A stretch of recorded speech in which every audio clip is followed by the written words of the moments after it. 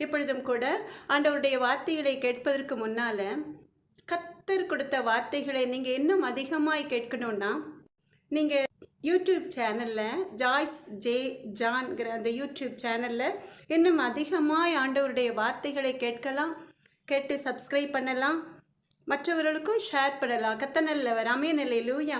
Joyce J ஜான்கிற YouTube channel கர்த்தர் நல்லவர். வாட்ஸ்அப்பில் இந்த மெசேஜை நீங்கள் கேட்கணுன்னா எஸ்எம்எஸில் உங்கள் நம்பரை அந்த ஸ்க்ரீனில் பார்க்குற நம்பரில் அனுப்பலாம். கர்த்தர் நல்லவர். ஆமென். அல்லேலூயா. நீங்கள் கேட்டு ஆண்டவருடைய வார்த்தைகள், கர்த்தருடைய சுத்த வார்த்தைகளை கேட்டு பயன்பெறலாம். கர்த்தர் நல்லவர்.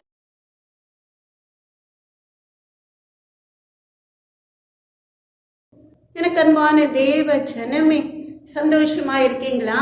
கர்த்தருடைய சுத்த கிருபையினால, இரக்கத்தினால எத்தனையோ பாடுகளின் மத்தியில கர்த்தரை மாத்திரம் உறுதியாய் பற்றி கொண்டு கர்த்தருடைய வார்த்தைகளுக்காக காத்திருக்கிற நீங்கள் கர்த்தரால் ஆசீர்வதிக்கப்பட்ட ஜனம், இஸ்ரவேலின் பெரு மந்தை. இப்பொழுதும் கூட இஸ்ரவேலின் பெரு மந்தைகளுக்காக, கர்த்தருடைய பிள்ளைகளுக்காக கர்த்தர் கொடுத்த வசனத்தை நீங்கள் சுதந்திரித்துக் கொள்வதற்கு முன்னால் கர்த்தருடைய நாமத்தை மகிமைப்படுத்தி ஒரு பாடலை பாடி செய்தி வேலைக்கு நாம் கடந்து செல்லலாமா? கர்த்தர் நல்லவர். எனக்கு அன்பான தேவ ஜனமே, கண்களை மூடி வெறுமனே அல்ல, வேதத்தை கரங்களில் ஏந்தினவர்களாய் முழங்கால் படியிட முடிந்தவர்கள் முழங்கால் படியிட்டு கர்த்தருடைய நாமத்தை மகிமைப்படுத்தி கண்களை மூடி எல்லாருக்கும் தெரிந்த ஒரு அருமையான பாடல் நாம் எல்லாரும் சேர்ந்து பாடலாமா? கர்த்தர் நல்லவர். உனக்குள்ளே இருக்கின்ற உன் இயேசு இன்றும் பெரியவரே, நீ அறியாததும் உனக்கு எட்டாததும் ஆன பெரிய காரியங்கள் செய்திடுவார். ஆமென். அன்பான தேவ ஜனமே, இன்றும் கூட பலவித பாடுகளின் மத்தியில உண்மையாய் உத்தமமாய் கர்த்தருடைய வார்த்தைகளை கேட்பதற்கு முன்னால கர்த்தருடைய மகளோட சேர்ந்து பாடலை பாடிக்கொண்டிருக்கிற எனக்கு அன்பான தேவ ஜனமே, உங்களுடைய வாழ்க்கையிலும் கூட இன்று கர்த்தருடைய வார்த்தைகளை கேட்கும் பொழுதே கர்த்தர் நீங்கள் அறியாத, உங்களுக்கு எட்டாததுமான, நீங்கள் எண்ணி முடியாத அதிசயங்களை உங்களுடைய வாழ்க்கையில் கட்டளையிட போகிறார். ஆமென். அல்லேலூயா. இப்போ நம்ம எல்லாரும் சேர்ந்து பாடலாமா? கர்த்தர் நல்லவர். விசுவாசத்தோடு.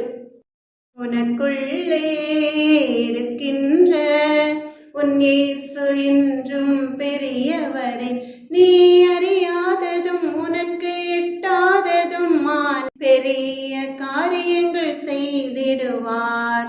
நம்பிக்கையில்லா நிலையானதோ, விசுவாசம் உன்னில் குறைவானதோ, அற்புதர் உனக்குள்ளே இருக்கின்றார். அதிசயம் செய்வார், நீ கலங்காதே. அதிசயம் செய்வார், நீ கலங்காதே. உனக்குள்ளே இருக்கின்ற உன் இயேசு என்றும் பெரியவரே, நீ அறியாததும் உனக்கு எட்டாததும் ஆன பெரிய காரியங்கள் செய்திடுவார். சூழ்நிலை எல்லாம் எதிரானதோ, சுற்றத்தார் உன்னில் பகையானாரோ, வல்லவர் உனக்குள்ளே இருக்கின்றார்.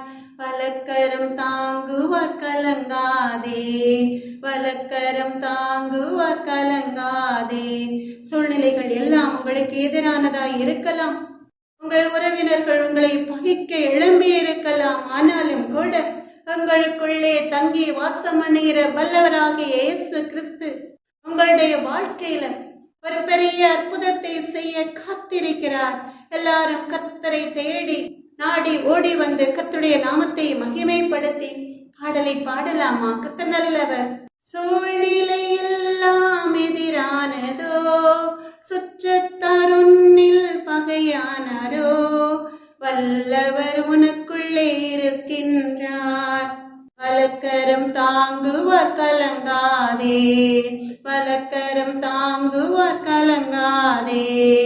உனக்குள்ளே இருக்கின்ற உன் இயேசு என்றும் பெரியவரே, நீ அறியாததும் உனக்கு எட்டாததும் ஆன பெரிய காரியங்கள் செய்திடுவார். மதுரமான வாழ்வு கசப்பானதோ, ஒளி வரும் நேரம் இருளானதோ, ஜீவனுள்ள தேவன் இருக்கின்றார். யாவையும் செய்வார், நீ கலங்காதே. யாவையும் செய்வார், நீ கலங்காதே. உனக்குள்ளே இருக்கின்ற உன் இயேசு என்றும் பெரியவரே. நீ அறியாததும் உனக்கு எட்டாததும் ஆன பெரிய காரியங்கள் செய்திடுவார். எல்லாரும் கண்களை மூடி ஒரு வீசை கர்த்தருடைய நாமத்தை மகிமைப்படுத்தி கர்த்தரை சின்ன ஜெபத்தை ஏறெடுக்கலாமா? கர்த்தர் நல்லவர், இரக்கமுள்ள தேவனே, மனதுருக்கமும் நீடிய சாந்தமும் கிருபையும் உள்ள எங்கள் அன்பு நல்ல தகப்பன், ஜீவனுள்ள தேவனே, பரலோகத்தில் தங்கி வாசம் பண்ணிய தேவாதி தேவனாகிய கர்த்தாவே, இந்த பிரயோஜனமான அடிமையும் கூட நீர் கண்ணோக்கி பார்த்து உடைய வார்த்தைகளை சொல்லுகிற ஒரு கருவியாய் அடிமையை மத கரங்களில் நீர் எடுத்து பயன்படுத்தி கொண்டிருக்கிற உடைய சுத்த கிருபைக்காக உள்ளத்தின் ஆழத்திலிருந்து நன்றி செலுத்துகிறேன் ஐயா. எங்கள் அன்பு நல்ல தகப்பனே, உம்முடைய சித்தமே என்னப்பா? உம்முடைய வாஞ்சை என்ன தகப்பனே? உம்முடைய வேலை என்ன? இந்த அடிமைக்கு நீங்க கட்டளையிடுங்க ராஜா. எங்கள் அன்பு நல்ல தகப்பனே, இந்த அடிமையை வாஞ்சைப்படுவதெல்லாம் என்னை மறைத்து நீங்க வெளிப்படணும். உம்முடைய நாம மாத்திரம் மகிமைப்படணும் அப்பா. இயேசுவே, எங்கள் அன்பு நல்ல தகப்பனே, ஆயிரக்கணக்கான ஆத்துமாக்கள் உடைய மந்தையில் வந்து சேரும்படியாய் உடைய வார்த்தைகள் வல்லமையாய் கருக்குள்ள ஜீவனுள்ள தேவனுடைய பட்டயமாய் இறங்கடும் தகப்பனே. அப்பா, நமக்கு கொடானுடைய சோத்திரம் அப்பா. இயேசுவே, எங்கள் அன்பு நல்ல தகப்பனே, உடைய வார்த்தைகளை கேட்பதற்காக ஆவலோடு காத்திருக்கிற உடைய அன்பு பிள்ளைகள், இஸ்ரவேலின் பெருமந்தைகள், உடைய வார்த்தைகளை உட்கொண்ட பிறகு எங்களுடைய கர்த்தருடைய வார்த்தைகளின் மூலமாய் ஒரு திருப்தி வந்துவிட்டது என்று சொல்லி, எங்களுடைய அவிசுவாசம் நீங்கி விசுவாசம் பெருகிவிட்டது என்று சொல்லி சோர்ந்து போயிருக்கிற உடைய அன்பு பிள்ளைகளுக்கு ஒரு சத்துவத்தை கொடுக்கிற ஒரு மன்னாவாய் கர்த்தருடைய வார்த்தைகள் இருந்தது என்று சொல்லி உடைய நாமத்தை மகிமைப்படுத்துகிற கிருபையை கொடுங்க தகப்பனே. அது மாத்திரமல்ல ராஜா, பேசுகிறவர்கள் நீங்கள் அல்ல, உங்கள் பிதாவின் ஆவியானவர் சொன்ன தேவாதி தேவனாகிய கர்த்தாவே, என்னை மறைத்து நீங்க வெளிப்படுங்க எங்கள் அன்பு நல்ல தகப்பனே. உடைய நாம மாத்திரம் மகிமைப்பட்டோம் ராஜா. இன்று கூட நாம் சற்று நேர தியானத்திற்கென்று எடுத்துக்கொண்ட வேத வசனம் 1 ராஜாக்கள் 17வது அதிகாரம் 14வது வசனம். 1 ராஜாக்கள் 17:14. கர்த்தர் தேசத்தின் மேல் மழையை கட்டளையிடும் நாள் மட்டும் பானையின் மா செலவிழிந்து போவதும் இல்லை, கலசத்தில் எண்ணெய் குறைந்து போவதும் இல்லை என்று இஸ்ரவேலின் தேவனாகிய கர்த்தர் சொல்கிறார் என்றான். எவ்வளவு அருமையான வேத வசனம்! கொடிய பஞ்சத்தின் காலத்துல, பலவித உபத்திரவங்களின் மத்தியில, வேலைகளை இழந்து சாப்பிட ஆகாரம் கூட கிடைக்காத ஒரு சூழ்நிலையை கடந்து வந்து கொண்டிருக்கிற என கண்மான தேவ ஜனமே, எலியா தீர்க்கதரிசியின் மூலமாய் கர்த்தர் சொன்ன வார்த்தைகள் உங்களை கடந்து வருகிறது. 1 ராஜாக்கள் 17வது அதிகாரம் 14வது வசனம். கர்த்தர் தேசத்தின் மேல் மழையை கட்டளையிடும் நாள் மட்டும் பானையின் மா செலவிழிந்து போவதும் இல்லை, கலசத்தில் எண்ணெய் குறைந்து போவதும் இல்லை என்று இஸ்ரவேலின் தேவனாகிய கர்த்தர் சொல்கிறார் என்றான். நினைச்சு பாருங்க, பஞ்ச காலம் ஒன்றும் இருக்காது. கொடிய பஞ்சத்தின் காலங்களை நீங்க கடந்து வந்திருக்கலாம். அந்த சூழ்நிலையில உங்க வீட்டுல ஒரு பிடி அரிசி இல்லாத ஒரு சூழ்நிலையில யாரிடம் கேட்டாலும் கிடைக்காது. உற்றார் உறவினர்கள் கூட உங்கள் கையில் ஒன்றுமில்லை என்றால் உதறி தள்ளிவிடுவார்கள். முன்பின் தெரியாதவர்கள் உதவி செய்தாலும் கூட கொஞ்ச நாட்கள் அவர்கள் உதவி செய்வார்கள்.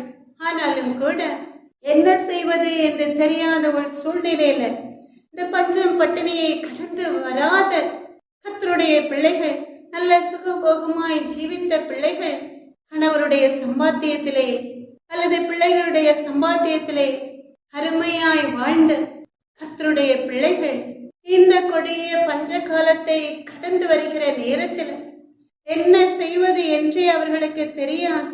எனக்கு அன்பான தேவ ஜனமே, உங்களை பார்த்துதான் கர்த்தர் சொல்கிறார், கர்த்தர் தேசத்தின் மேல் மழையை கட்டளையிடும் நாள் மட்டும் பானையின் மா செலவிழந்து போவதும் இல்லை, கலசத்தில் எண்ணெய் குறைந்து போவதும் இல்லை என்று இஸ்ரவேலின் தேவனாகிய கர்த்தர் இஸ்ரவேலின் பெரு மந்தைகளை பார்த்து சொல்கிறார். ஆமென், அல்லேலூயா. எனக்கு அன்பான தேவ ஜனமே, உங்களை பார்த்துதான் கர்த்தர் சொல்கிறார், ஒன்றுக்கும் குறைவில்லாத ஒரு ஆசீர்வாதம் உங்களை தேடி வருகிறது என்று. உங்கள் களஞ்சியங்கள் நிரம்பி வழியும் ஆசீர்வாதங்கள் தேடி வருகிறது என்று. ஆமென், அல்லேலூயா. விசுவாசிக்கிறவர்கள் அல்லேலூயா என்று சொல்லி அதை ரிசீவ் பண்ணிக் கொள்ளலாமா? கர்த்தர் நல்லவர். இங்கே எலியா தீர்க்கதரிசி கர்த்தர் சொன்ன வார்த்தைகளை யாரிடம் சொல்கிறார்? ஒரு ஏழை விதவையிடம். அந்த விதவைக்கு ஒரு மகன் மாத்திரமே உண்டு, வேறு யாருடைய உதவியும் அவளுக்கு கிடையாது. சாப்பாட்டிற்கே வழி இல்லாத ஒரு சூழ்நிலை.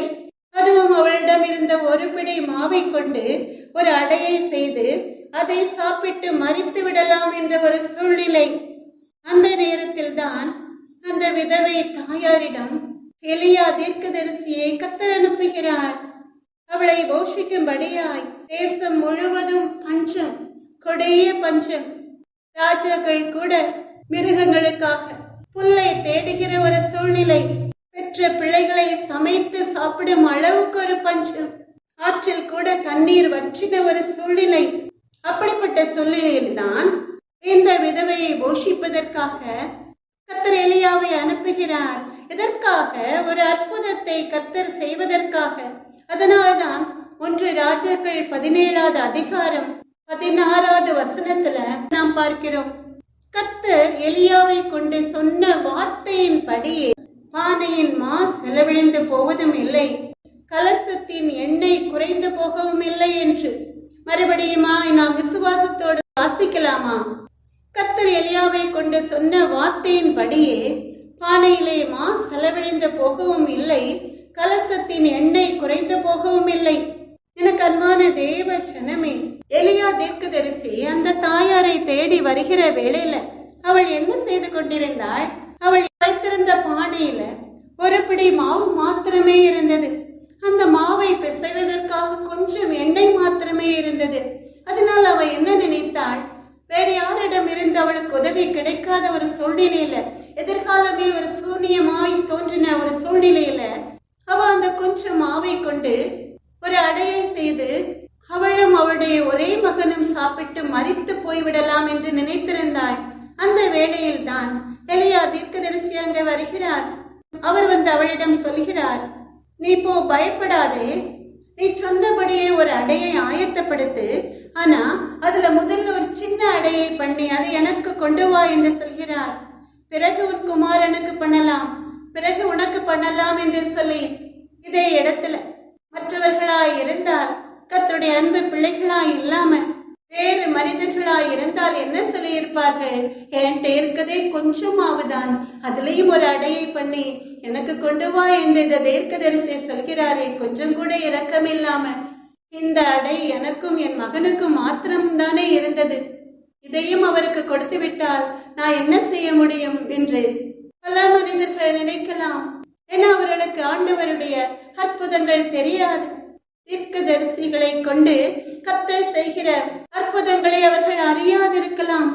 ஆனா அந்த ஏழை விதவை தாயார் எலியா தீர்க்கதரிசிக்கு கர்த்தர் கொடுத்த வல்லமைகளை, கிருபை வரங்களை அவள் அறிந்திருந்ததுனால அவள் ஒன்றும் சொல்லாமல் அந்த தீர்க்கதரிசி சொன்னபடியே செய்வதற்காக அவள் உள்ளே செல்கிறாள். கர்த்தர் நல்லவர். கொடிய பஞ்ச காலத்திலே இந்த விதவையை ஒரு தீர்க்கதரிசியை கொண்டு கர்த்தர் போஷித்தார் என்றால் எதனால் அவளை போஷித்தார்? அவளுடைய நற்குணங்களை கண்டு. அந்த தாயாரின் கையில் ஒரு பிடி மாவு மாத்திரமே இருந்தது. அதை எலியா அந்த மாவில் ஒரு அடையை பண்ணி என்னிடம் கொண்டு வா என்று சொன்னவுடனே அவள் கீழ்ப்பட்டு பார்க்கிறோம். 1 ராஜாக்கள் 17:15 அவள் போய் எலியாவின் சொற்படி செய்தாள் என்று நாம் பார்க்கிறோம். அது மாத்திரமல்ல, அவளுடைய விசுவாசம், எலியாவை கொண்டு கர்த்தர் சொன்ன வார்த்தைகளை விசுவசித்தாள். எனக்கு அன்பான தேவ ஜனமே, 1 ராஜாக்கள் 17:15-16 நாம் பார்க்கிறோம். அவள் போய் எலியாவின் சொற்படி அவளும் இவனும் அவள் வீட்டாரும் அநேக நாள் சாப்பிட்டார்கள். கர்த்தர் எலியாவை கொண்டு சொன்ன வார்த்தையின்படியே பானையிலே மா செலவிழந்து போகவும் இல்லை, கலசத்தின் எண்ணெய் குறைந்து போகவும் இல்லை. ஆமென், அல்லேலூயா. ஒரு அற்புதம் நடந்தது. அவளும் அவள் மகனும் அநேக நாள் சாப்பிட்டார்கள் என்று. எனக்கு அன்பான தேவ ஜனமே, சோர்ந்து போயிருக்கீங்களா? மரணத்தின் விளிம்பில இருக்கிறீர்களா? எனக்கு வேலை இல்லையே, வருமானம் இல்லையே, மகா கொடிய பஞ்சகாலமாய் இருக்கிறதே என்று வேதனையோடு இருக்கிற எனக்கு அன்பான தேவ ஜனமே, அன்று எலியாவை கொண்டு ஒரு விதவையை போஷித்த தேவன் இன்றும் ஜீவனோடு இருக்கிறார். உங்களையும் நடத்துவார், உங்களையும் போஷிப்பார். ஆனாலும் கூட நீங்கள் செய்ய வேண்டிய காரியம் ஒன்றே ஒன்று உண்டு. நீங்க கர்த்தருடைய வார்த்தைகளை கேட்கிற வேளையில அதை அப்படியே விசுவசிக்கணும். இப்பொழுதும் கூட கர்த்தர் உங்களுக்காக கொடுக்கிற வார்த்தைகளை கேட்டு அந்த வார்த்தைகளின் படியே நடக்கும் என்று விசுவசிக்கிற வேளையில நீங்கள் எதிர்பார்க்காத அதிசயங்கள், அற்புதங்கள் உங்க வாழ்க்கையில் நடக்கும். ஆமென், அல்லேலூயா. அந்த பஞ்ச காலத்திலே ஒருபடி மாவை வைத்துக் கொண்டு ஒரு தீர்க்கதரிசியை போஷிக்க அவள் முன்வந்தாளே, அந்த விதவை தாயார். இப்ப களஞ்சியங்கள்ல நிரம்பி வழியும் ஆசீர்வாதங்களை வைத்துக்கொண்டு, பானை நிறைய மாவை வைத்துக்கொண்டு தங்களை தேடி வருகிற ஏழை ஜனங்களுக்கு இன்னைக்கு கொடுக்க முடியாது, நாளைக்கு வா என்று சொல்லி அனுப்புகிற ஜனங்கள் மத்தியில கொடிய பஞ்ச காலத்துல ஒருபடி மாவை மாத்திரம் வைத்துக்கொண்டு ஒரு தீர்க்க தரிசியை போஷிக்க முன் வந்தாளே அந்த விதவை தாயார். அவள்தான் பாக்கியவதி. அவளுடைய நற்குணங்களை கண்டுதான் கர்த்தர் பஞ்ச காலத்திலும் அவளும் அவளுடைய மகனும் ஜீவனோடு இருக்கும் வழிக்கு கொஞ்சத்தை கொண்டு அவளை போஷித்தார். ஆமென், அல்லேலூயா. எனக்கு அன்பான தேவ ஜனமே, நீங்களும் கூட பஞ்சத்தினால பட்டினியினால வாடிக்கொண்டு இருக்கலாம். ஏழை தொழிலாளர்கள், அன்றாட கூலி வேலை செய்கிறவர்கள் வருமானத்திற்கே வழி இல்லாமல் திணறுகிறார்கள். அவர்களுக்கு கர்த்தருடைய வார்த்தைகள் கிடைத்தால் போதும். அந்த வார்த்தைகளை விசுவாசித்து அப்படியே நடக்கும் என்று கர்த்தருடைய வார்த்தைகளுக்கு செவிசாய்த்து கர்த்தர் காட்டுகிற பாதையில் அவர்கள் நடந்தால் அவருடைய வாழ்க்கையில நிச்சயமாய் ஒரு வெளிச்சம் வரும். 81வது சங்கீதம் 16வது வசனத்துல கர்த்தர் சொல்கிறார், சங்கீதம் 81:16வது வசனம், உச்சிதமான கோதுமையினால் அவர்களை போஷிப்பார், கண்மலையின் தேனினால் உன்னை திருப்தியாக்குவேன் என்று கர்த்தர் சொல்கிறார் என்று. சங்கீதம் 81:16வது வசனம், உச்சிதமான கோதுமையினால் அவர்களை போஷிப்பார், கண்மலையின் தேனினால் உன்னை திருப்தியாக்குவேன் என்று கர்த்தர் சொல்கிறார். எனக்கு அன்பான தேவ ஜனமே, அப்படித்தான் உங்களையும் நம் ஆண்டவராக இயேசு கிறிஸ்து நடத்த போகிறார். ஆமென், அல்லேலூயா. இதை குறித்து வேதத்திலே நாம் ஒரு சாட்சியை பார்க்க போகிறோம். எலிசா தீர்க்கதரிசியின் காலத்துல சமாரியா என்ற தேசத்திலே கொடிய பஞ்சம். அந்த பஞ்ச காலத்துல தேசத்தின் குடிகள் உணவுக்காக அலைந்து திரிகிற வேளையில எலிசா தீர்க்கதரிசியின் மூலமாய் கர்த்தர் சொன்ன வார்த்தை, வேதத்தை எல்லாரும் எடுத்துக்கொள்ளலாமா? 2 ராஜாக்கள் 7வது அதிகாரம் 1வது வசனம். 2 ராஜாக்கள் 7வது அதிகாரம் 1வது வசனம். அப்பொழுது எலிசா, கர்த்தருடைய வார்த்தையை கேளுங்கள், நாளையின் நேரத்தில் சமாரியாவின் வாசலிலே 1 மரக்கால் கோதுமை மா 1 சேக்கலுக்கும் 2 மரக்கால் வார்கோதுமை 1 சேக்கலுக்கும் விற்கப்படும் என்று கர்த்தர் சொல்கிறார் என்றார். எனக்கு அன்பான தேவ ஜனமே, எப்படிப்பட்ட சூழ்நிலையில இந்த வார்த்தைகளை அந்த தீர்க்கதரிசி சொல்கிறார்? கொடிய பஞ்சத்தின் காலத்துல சமாரியாவில இஸ்ரவேல் ஜனங்கள் பஞ்சத்தினால் வாடிக்கொண்டிருக்கிற வேளையில அந்த தேசத்தில் உள்ள ஸ்திரீகள் தாங்கள் பெற்ற பிள்ளையை சமைத்து சாப்பிடும் அளவுக்கு ஒரு கொடிய பஞ்சத்தின் காலத்துல தீர்க்கதரிசி சொல்கிறார், நாளையின் நேரத்தில் சமாரியாவின் வாசலிலே 1 மரக்கால் கோதுமை மா 1 சேக்கலுக்கும் 2 மரக்கால் வார்கோதுமை 1 சேக்கலுக்கும் விற்கப்படும் என்று கர்த்தர் சொல்கிறார் என்றார். எனக்கு அன்பான தேவ ஜனமே, அப்படி சொன்னா மக்கள் எல்லாம் அவனை எள்ளி நகையாடி இருப்பார்கள். ஒரு தீர்க்கதரிசியாய் இருந்தாலும் கூட, ஆனா கர்த்தர் தான் இந்த வார்த்தைகளை சொல்கிறார் என்று விசுவாசிக்கிற ஜனங்கள் ரொம்ப சந்தோஷப்பட்டிருப்பார்கள், கர்த்தருடைய நாமத்தை மகிமைப்படுத்தி இருப்பார்கள். ஆனா இஸ்ரவேலின் ராஜாவுக்கு கையிலாக கொடுக்கிற ஒரு பிரதானி ஒருவன் இதை கேட்ட வேளையில் அவன் என்ன சொல்கிறான்? அவிசுவாசத்தோடு சொல்கிறான். இதோ கர்த்தர் வானத்திலே மதகுகளை உண்டாக்கினாலும் இப்படி நடக்குமா என்றான்.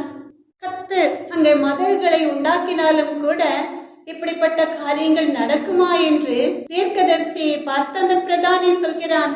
ஏன்னா அவன் கர்த்தர் மேல் வைத்த விசுவாசம் குறைவு. எனக்கு அன்பான தேவ ஜனமே, கர்த்தர் கொடுக்கிற வார்த்தைகளை கேட்டால் மாத்திரம் போதாது. நீங்களும் கூட கர்த்தருடைய வார்த்தைகளை கேட்டால் மாத்திரம் போதாது. உங்களுடைய வாழ்க்கையில அந்த வார்த்தைகளின் படியை நடப்பதற்காக தான் கர்த்தர் அவருடைய பிள்ளைகளை கொண்டு வார்த்தைகளை சொல்கிறார் என்று அறிந்து உணர்ந்து விசுவசித்தால் மாத்திரமே உங்களுடைய வாழ்க்கையில அற்புதங்கள் நடக்கும், இப்படிப்பட்ட காரியங்கள் நடக்கும். ஆமென், அல்லேலூயா. ஆனால் எலிசா தீர்க்கதரிசி என்ன சொல்கிறார்? அவனை பார்த்து, நீ அதை பார்ப்பாய், அதிலே சாப்பிட மாட்டாய் என்று சொல்கிறான். அவனுடைய அவிசுவாசத்தை பார்த்து.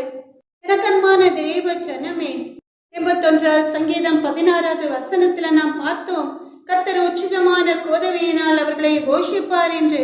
போஷித்தாரா இல்லையா? எலிசா மூலமாய் கர்த்தர் சொன்ன வார்த்தையின்படியே 1 மரக்கால் கோதுமை மா 1 சேக்கலுக்கும் 2 மரக்கால் வார்கோதுமை 1 சேக்கலுக்கும் விற்கப்பட்டது.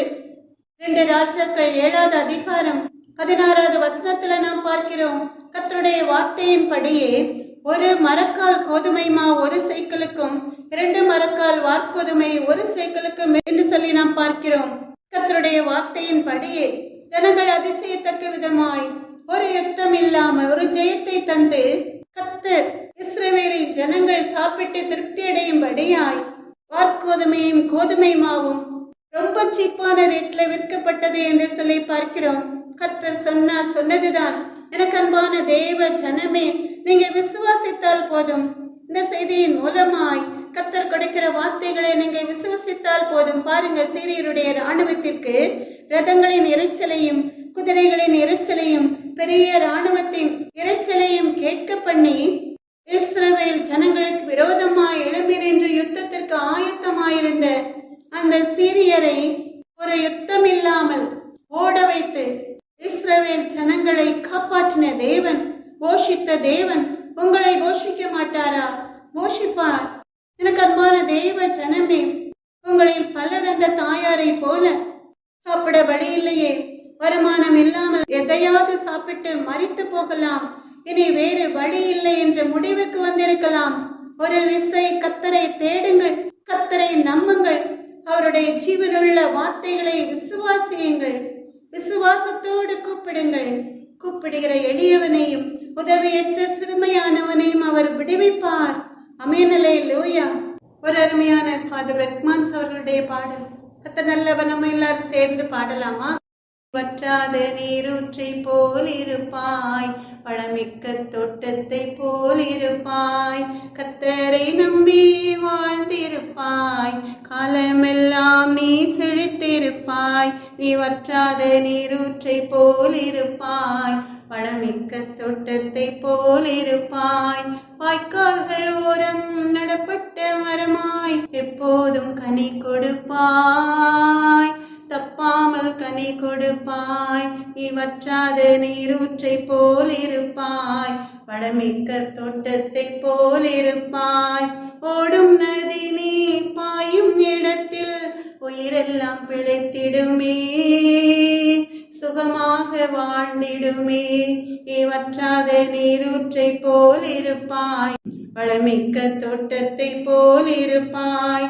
பல நாட்டு மக்கள் உன் நிழல் கண்டு ஓடி வருவார்கள், பாடி மகிழ்வார்கள்.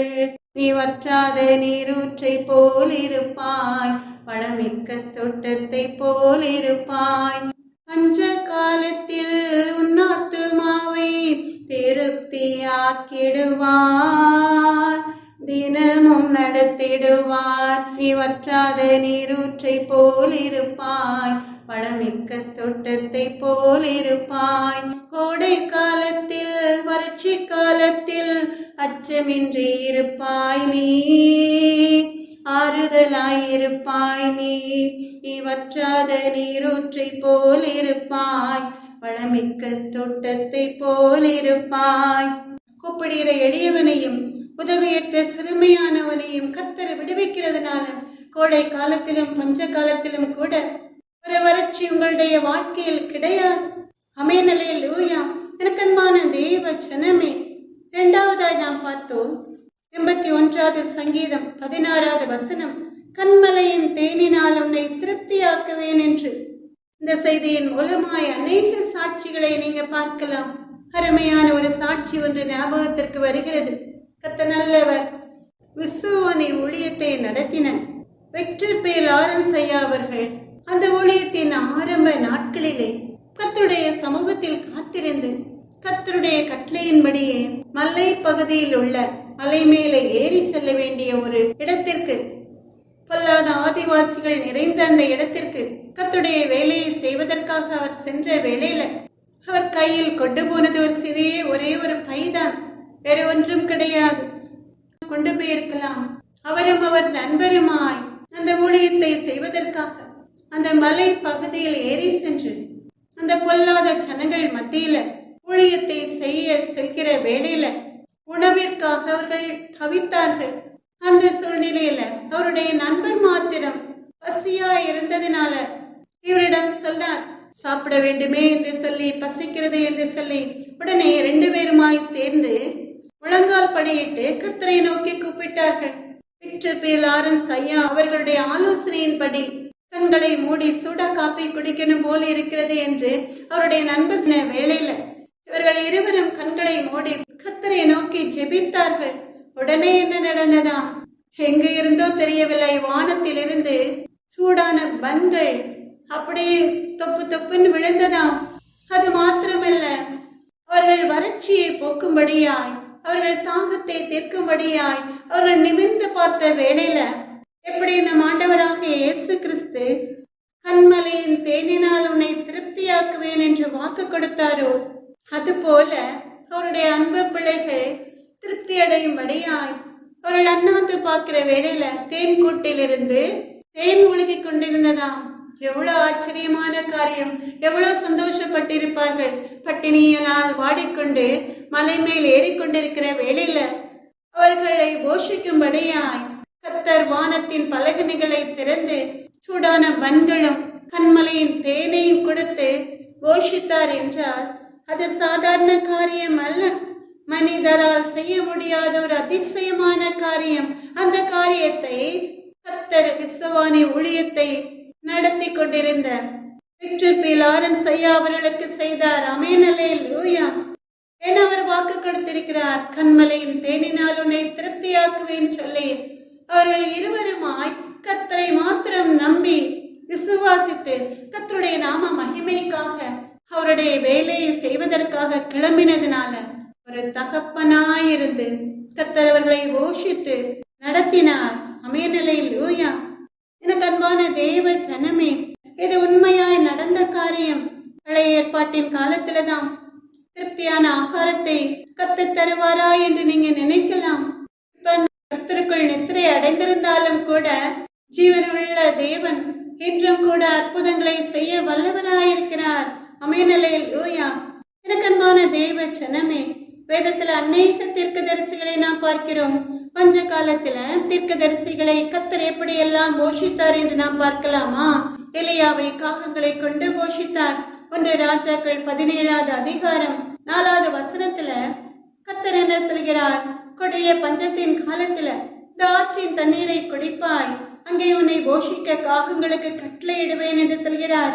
எனக்கு அன்பான தேவ ஜனமே, 1 ராஜாக்கள் 17வது அதிகாரம் 4வது வசனம், கொடிய பஞ்ச காலத்துல கர்த்தர் எலியா தீர்க்கதரிசிக்கு கேரித் ஆற்றண்டையில் ஒளிந்து கொண்டிரு என்று கட்டளையிடுகிறார். அந்த ஆற்றின் தண்ணீரை குடிப்பாய், அங்கே உன்னை போஷிக்க காகங்களுக்கு கட்டளையிடுவேன் என்று சொல்கிறார். எனக்கு அன்பான தேவ ஜனமே, எலியா தீர்க்கதரிசி கர்த்தருடைய கட்டளையை அப்படியே விசுவசித்து கேரித் ஆற்றண்டை போகிறார். கர்த்தர் சொன்னபடியே காகங்கள் அவனுக்கு விடியற் காலத்தில் அப்பமும் இறைச்சியும் சாயங்காலத்தில் அப்பமும் இறைச்சியும் கொண்டு வந்தது. தாகத்திற்கு அந்த தண்ணீரை குடித்தான் என்று வேதத்திலே நாம் பார்க்கிறோம். 1 ராஜாக்கள் 17வது அதிகாரம் 6வது வசனத்துல நாம் பார்க்கிறோம். காகங்கள் அவனுக்கு விடியற் காலத்தில் அப்பமும் இறைச்சியும் சாயங்காலத்திலே அப்பமும் இறைச்சியும் கொண்டு வந்தது என்று. எவ்வளவு அதிசயமான காரியம்! இது நடக்குமா? நடந்தது, எலியாவின் நாட்களிலே நடந்தது, இன்றும் நடக்கும். நாளையிலிருந்து எல்லாரும் காக்கா கத்தும் பொழுதெல்லாம் வெளியில் சென்று பார்ப்பீங்க என்று நினைக்கிறேன். கர்த்தர் நல்லவர். கர்த்தர் என்ன ஒரு ஆகாரத்தை, என்ன ஒரு போஷகான ஆகாரத்தை காகங்கள் மூலமாய் கொடுத்து விடுகிறார் என்று. எனக்கு அன்பான தெய்வ சனமே, உங்கள் விசுவாசம் உங்களை வர்த்திக்க செய்யும். காகங்கள் மூலமாக மாத்திரமல்ல, மனிதர்கள் மூலமாய் நீங்க எதிர்பார்க்கிற காரியங்கள் உங்கள் வாழ்க்கையில நிறைவேறும்படி செய்வார். ஆமென், அல்லேலூயா. ஒன்றுமில்லாத வெறுமையான நிலையில் இருந்தாலும் கூட கர்த்தர் உங்கள் குறைவுகள் எல்லாம் நிறைவாக்கும் வழிக்கு மனிதர்கள் மூலமாய், தூதர்கள் மூலமாய், தீர்க்கதரிசிகள் மூலமாய், ஏன் நீங்கள் கண்மூடி கண் திறக்கிற நேரத்துல கர்த்தர் படைத்த ஜீவன்கள் மூலமாய் உங்கள் குறைவுகளை எல்லாம் நிறைவாக்குவார். ஆமென், அல்லேலூயா. வேதத்திலே 1 ராஜாக்கள் 18வது அதிகாரத்துல நீங்க பாத்தீங்கன்னா, அரண்மனை விசாரிப்புக்காரனாகிய ஒபதியாவை கொண்டு 100 தீர்க்கதரிசிகளை போஷித்தார் என்று நாம் பார்க்கிறோம். எசபேல் என்ற பொல்லாத ஸ்திரீ கர்த்தரின் தீர்க்கதரிசிகளை எல்லாம் கொன்று குவித்து கொண்டு வந்தாள். அந்த நேரத்துல ராஜாவின் அரண்மனையை விசாரிக்கிற ஒரு சேவகனாயிருந்த ஒபதியா என்ற நல்ல மனிதன் 100 தீர்க்கதரிசிகளை என்ன செய்கிறான்? ஒரு கெபியில் கொண்டு போய் ஒழித்து வைக்கிறான். அவர்கள் மரித்து போகாதபடிக்கு, அவர்களை எசபேல் கொன்று குவிக்காதபடிக்கு மறைத்து வைத்ததோடு மாத்திரமல்ல, அந்த 100 தீர்க்கதரிசிகளையும் அவனுடைய பாதுகாப்பின்கள் கொண்டு வருகிறான். ஒரு கெபிக்கு 50 பேராய் ஒழித்து வைத்து அவர்களுக்கு அப்பமும் தண்ணீரும் கொடுத்து அவர்களை பராமரித்து வந்தான் என்று பார்க்கிறோம். எனக்கு அன்பான தேவ ஜனமே, இந்த நல்ல தேவன் உங்களை பாதுகாக்க மாட்டாரா? ஊழியக்காரர்களாய் இருக்கலாம், மிஷனரிஸாய் இருக்கலாம். உங்களுக்கு சில தீய சக்திகள் எழும்புகிற வேளையில நீங்கள் முழங்கால் படியிட்டு கர்த்தரை தேடினால் போதும். விசுவாசத்தோடு கர்த்தர் உங்களையும் உங்கள் பெற்றோர், மனைவி, பிள்ளைகளையும், உங்கள் சபை விசுவாசிகளையும் போஷிக்க கர்த்தருடைய பிள்ளைகளை அனுப்புவார், அல்லது ஒரு தூதனை அனுப்புவார். ஆமென், அல்லேலூயா. கர்த்தர் நல்லவர். எனக்கு அன்பான தேவ ஜனமே, அதே 1 ராஜாக்கள் 19வது அதிகாரம் 5வது வசனத்துல நீங்க பாத்தீங்கன்னா, எலியா தீர்க்கதரிசி எசபேலின் நிமித்தமாய் ரொம்ப சோர்ந்து போய், நான் சாக வேண்டும், கர்த்தாவே என் ஆத்துமாவை எடுத்துக்கொள்ளும் என்று சொல்லி கர்த்தரை நோக்கி விண்ணப்பிக்கிற வேளையில கர்த்தர் ஒரு தூதனை கொண்டு அவனை போஷித்தார் என்று நாம் பார்க்கிறோம்.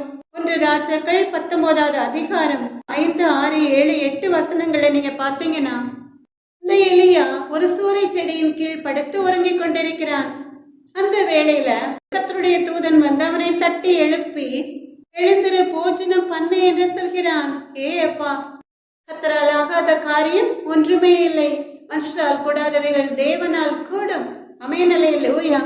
அவர் விழித்து பார்க்கிற வேளையில என்ன இருந்ததாம்? தழலில் சுடப்பட்ட அடையும் ஒரு பாத்திரத்தில் தண்ணீரும் அவன் தலைமாட்டில் இருந்தது என்று சொல்லி கர்த்தருடைய தேவ தூதன் மூலமாய் அந்த தீர்க்கதரிசியை போஷிப்பதற்காக ஒரு தூதனை அனுப்பி அவன் மூலமாய் அடையும் தண்ணீரும் கொடுத்து அனுப்புகிறார். திரும்ப அவன் படுத்து நித்திரை செய்கிற வேளையில 2ஆம் தரமும் வந்து அவனை தட்டி எழுப்பி மறுபடியுமாய் அடையும் தண்ணீரும் கொடுத்து அவனை சாப்பிட வைக்கிறார் என்று சொல்லி நாம் பார்க்கிறோம். உடனே என்ன செய்கிறான்? அந்த எலியா தீர்க்கதரிசி அந்த போஜனத்தை புசித்து குடித்து அந்த போஜனத்தின் பலத்தினால் 40 நாட்கள் இரவும் பகலும் ஒரே பெண்ணும் தேவனுடைய பர்வதம் மட்டும் நடந்து போனான் என்று சொல்லி பார்க்கிறோம். எனக்கு அன்பான தேவ ஜனமே, கர்த்தருடைய ஆகாரம் அவ்வளவு சத்துவத்தை அவனுக்கு கொடுத்தது. சோர்ந்து போகிறவனுக்கு பலன் கொடுத்து சத்துவம் இல்லாதவனுக்கு சத்துவத்தை பெருக பண்ணுகிற தேவாதி தேவனாகிய கர்த்தர் ஒரு தூதனை கொண்டு கொடுத்த ஆகாரத்தை சாப்பிட்ட பிறகு 40 நாட்கள், கொஞ்ச நாட்கள் அல்ல, 40 நாட்கள் அந்த ஆகாரத்தினால, கர்த்தர் கொடுத்த வல்லமையினால அவன் நடந்து ஒரே பெண்ணும் அந்த பர்வதம் வரைக்கும் நடந்து சென்றான் என்று சொல்லி பார்க்கிறோம். எவ்வளவு அருமையான காரியம்! எனக்கு அன்பான தேவ ஜனமே, கர்த்தரை நம்பி இருக்கிற அந்த தீர்க்க தரிசிக்கு கர்த்தரை நித்திய வெளிச்சமாயிருந்து அவனை நடத்துகிறார். கர்த்தர் கொடுத்த பலத்தினால அவன் தேவனுடைய பர்வதம் வரைக்கும் 2 முறை சாப்பிட்ட அந்த ஆகாரத்தின் பலத்தினால நடந்து போனான் என்று சொல்லி பார்க்கிறோம். எனக்கு அன்பான தேவ ஜனமே, உங்களுடைய வாழ்க்கையிலும் கூட ஒன்றுமில்லாத ஒரு வறுமையான சூழலாய் இருக்கலாம். என்ன செய்வோம் என்று நீங்கள் திகைத்துக் கொண்டிருக்கலாம். நீங்கள் தங்கி இருக்கிற வீட்டின் கதவை திறந்து தட்டி எழுப்பி உங்களுக்கு ஆகாரத்தை கொடுக்க கர்த்தர் வல்லவராயிருக்கிறார். ஆமென், அல்லேலூயா. எனக்கு அன்பான தேவ ஜனமே, 2 ராஜாக்கள் 4வது அதிகாரத்துல நாம் பார்க்கிறோம். எலிசா தீர்க்கதரிசிக்கும் கூட கர்த்தர் அநேக அற்புதங்களை செய்தார் என்று. எங்கேயும் கூட ஒரு விதவையான தாயார் எலிசா தீர்க்கதரிசியிடம் வந்து முறையிடுகிறாள். என் கணவர் மரித்த பிறகு என்னுடைய 2 குமாரரையும் ஒரு பொல்லாத மனிதன், அவளுக்கு கடன் கொடுத்தவன், அடிமைகள் ஆக்கிக் கொள்ள வருகிறான் என்று. உடனே அந்த எலிசா தீர்க்கதரிசி என்ன செய்கிறார்? உன்னிடம் எண்ணெய் இருக்கிறது என்று கேட்கிறார். உன்னவ என்ன சொல்றா? ஒரு குடம் எண்ணெய் அல்லாமல் வேற ஒன்றும் என் கையில் இல்லை என்று சொல்கிறாள். உடனே அந்த எலிசா தீர்க்கதரிசி நிறைய வெறும் பாத்திரங்களை பக்கத்தில் உள்ள வீடுகளிலிருந்து வாங்கி கொண்டு வந்து கதவை பூட்டி அந்த பாத்திரங்களில் எல்லாவற்றிலும் உன்னிடம் இருக்கிற அந்த எண்ணெயை ஊற்று என்று சொல்கிறான். அந்த ஒரு குடம் எண்ணெயை அவன் கர்த்தரை நோக்கி ஜெபித்து சொல்வதனால, அவன் சொன்ன கட்டளையின்படி அந்த விதவை தாயார் அதற்கு கீழ்ப்படிந்து நடந்ததுனால என்ன நடக்குது? அந்த தாயார் அதிசயப்படத்தக்க விதமாய் அந்த எண்ணெயை, அந்த குடத்தில் உள்ள எண்ணெயை வார்க்க வார்க்க அந்த வெறும் பாத்திரங்களை அவளுடைய பிள்ளைகள் கொடுக்கிற வேளையில் எல்லாம் எல்லா பாத்திரமும் நிரம்பி விளைகிற ஒரு ஆசீர்வாதத்தை கர்த்தர் கட்டளையிட்டார். உடனே அவன் என்ன செய்யறான்? அதிசயப்பட்டு அதை வந்து எலிசா தீர்க்கதரிசியிடம் சொல்கிறாள். உடனே அவன் என்ன செய்யறான்? நீ அந்த எண்ணெயை விற்று உன் கடனை தீர்த்து மீதியானதை கொண்டு நீயும் உன் பிள்ளைகளும் ஜீவனம் பண்ணுங்கள் என்றான் என்று சொல்லி நாம் பார்க்கிறோம். எனக்கு அன்பான தேவ ஜனமே, 2 ராஜாக்கள் 4வது அதிகாரம் 7வது வசனத்துல நீங்க பாத்தீங்கன்னா, அப்பொழுது அவன், நீ போய் அந்த எண்ணெயை விற்று உன் கடனை தீர்த்து மீந்ததை கொண்டு நீயும் உன் பிள்ளைகளும் ஜீவனம் பண்ணுங்கள் என்றான் என்று சொல்லி நாம் பார்க்கிறோம். எவ்வளவு சந்தோஷமா இருந்திருக்கும் அந்த விதவை தாயாருக்கும் பிள்ளைகளுக்கும். கர்த்தர் நல்லவர்.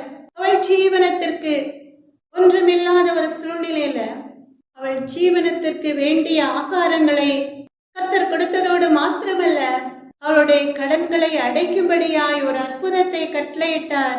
எனக்கு அன்பான தேவ ஜனமே, எவ்வளவு பெரிய அதிசயமான காரியம்! எலிசா தீர்க்கதரிசியின் காலத்துல 2 ராஜாக்கள் 4வது அதிகாரம் 42, 43, 44 வசனங்களை நீங்க பாத்தீங்கன்னா, ஒரு பஞ்ச காலத்துல ஒரு மனிதன் வருகிறான். எலிசா தீர்க்கதரிசிக்கு பார்க்கோதுமையின் 20 அப்பங்களையும் தாழ் கதிர்களையும் கொண்டு வந்தான் என்று சொல்லி பார்க்கிறோம். ஜனங்களுக்கு சாப்பிட கொடுக்கும்படியாய்.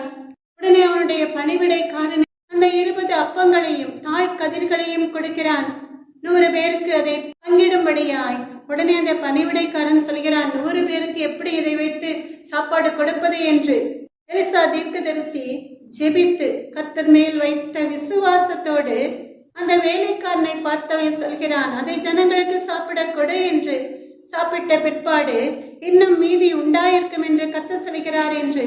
கர்த்தருடைய வார்த்தையின்படி அவர்கள் சாப்பிட்டதுமன்றி மீதியும் இருந்தது என்று சொல்லி 2 ராஜாக்கள் 4வது அதிகாரம் 44வது வசனத்துல நாம் பார்க்கிறோம்.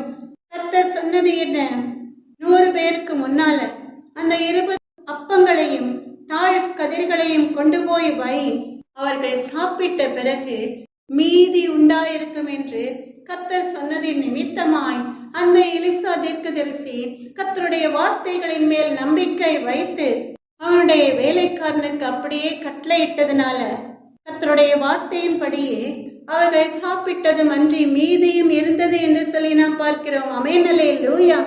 எனக்கு அன்பான தேவ ஜனமே, நம் ஆண்டவராகிய இயேசு கிறிஸ்து இந்த உலகத்துல நன்மை செய்கிறவராய் சுற்றி திரிந்த வேளையில 5 அப்பம் 2 மீன்களை கொண்ட 5000 பேருக்கு மேலானவர்களை போஷித்த தேவன் அதே போல அற்புதங்களை இன்றும் செய்கிறார். ஆமென், அல்லேலூயா.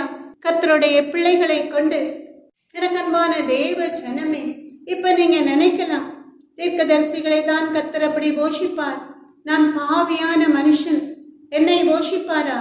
நான் கர்த்தரை அதிகமாய் அறியாதவன், என்னை போஷிப்பாரா?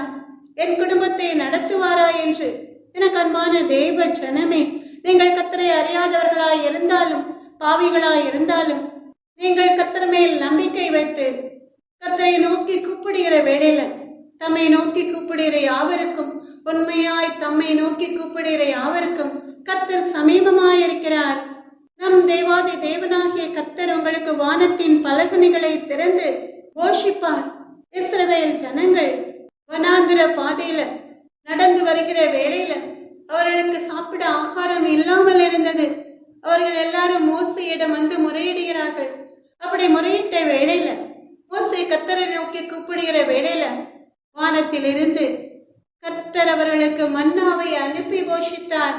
அந்த மன்னாவை கொண்டு கோடிக்கணக்கான இஸ்ரவேல் ஜனங்களை போஷித்த தேவன் அவர்கள் தாகமாய் இருந்த வேளையில கண்மலையை பிளந்து தண்ணீரை கொடுக்க வல்லவராயிருந்தார். ஆமென், அல்லேலூயா. இப்படிப்பட்ட அன்பான தேவன் இந்த உலகத்துல எங்கும் கிடையாது. நீங்க அவர் மேல் முழு நம்பிக்கையை வைத்தால் போதும். அந்த வனாந்திர பாதையில இஸ்ரவேல் ஜனங்களை நடத்தி கொண்டு வந்த மோசே பசியினால் வாடி தவிக்கிற வேளையில அத்தனை இஸ்ரவேல் ஜனங்களை எப்படி ஒரு மனிதனால் போஷிக்க முடியும்? முடியவே முடியாது. அவர் கர்த்தர் மேல் நம்பிக்கை வைத்து கர்த்தரை நோக்கி கூப்பிட்டதுனால கர்த்தர் அந்த ஜனங்களுக்காக வானத்தின் மன்னாவை அனுப்பி போஷித்தார்.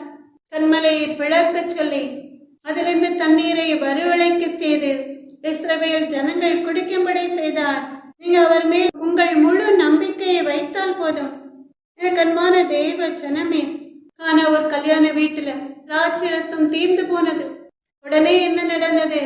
கர்த்தருடைய தாயார் வந்து கர்த்தரிடம் முறையிட்ட வேளையில அந்த கானா ஒரு கல்யாண வீட்டுல கற்சாடிகளில் தண்ணீரை நிரப்பி அதை ஆசீர்வதித்து ருசியான திராட்சரசமாய் மாற்றி கொடுத்த தேவன், அவ்வளவு வல்லமையுள்ள தேவன், வெறும் தண்ணீரை திராட்சரசமாய் மாற்றின தேவன் என்றும் ஜீவனோடு இருக்கிறார். எனக்கு அன்பான தேவ ஜனமே, அருமையான சாட்சி ஒன்று உண்டு. ஒரு ஆர்ஃபனேஜில் அந்த ஆர்ஃபனேஜை நடத்தி கொண்டு வந்த அந்த ஆர்ஃபனேஜில் உள்ள பிள்ளைகளுக்கு தகப்பனாயிருந்த ஒரு அருமையான தேவ மனிதர் ஒரு நாள் என்ன செய்தார்? அந்த ஆர்ஃபனேஜில் உள்ள பிள்ளைகள் சாப்பிடுவதற்கு ஆகாரம் ஒன்றும் கிடைக்கவே இல்லை. யாரும் வந்து கொடுக்கல, எந்த உதவியும் கிடைக்கல. அப்படிப்பட்ட ஒரு சூழ்நிலையில அவரிடம் வேலை பார்த்த கர்த்தருடைய பிள்ளைகள் அவரிடம் வந்து முறையிட்டாங்க. சிறு பிள்ளைகள் எல்லாம் பசியால கத்த ஆரம்பிக்குதுன்னு சொல்லி என்ன செய்ய என்று சொல்லி அவரிடம் வந்து கேட்கிறார்கள். அவரும் மனம் கலங்கி என்ன செய்வதென்று தெரியாவிட்டாலும் கர்த்தரை நோக்கி கூப்பிட்டார். கர்த்தர் காரியங்களை நடத்துவார் என்று சொல்லி முழங்கால் படியிட்டு எல்லாருமாய் சேர்ந்து, ஏன் அந்த சிறு பிள்ளைகளும் சேர்ந்து கர்த்தரை நோக்கி கூப்பிடுகிறார்கள்.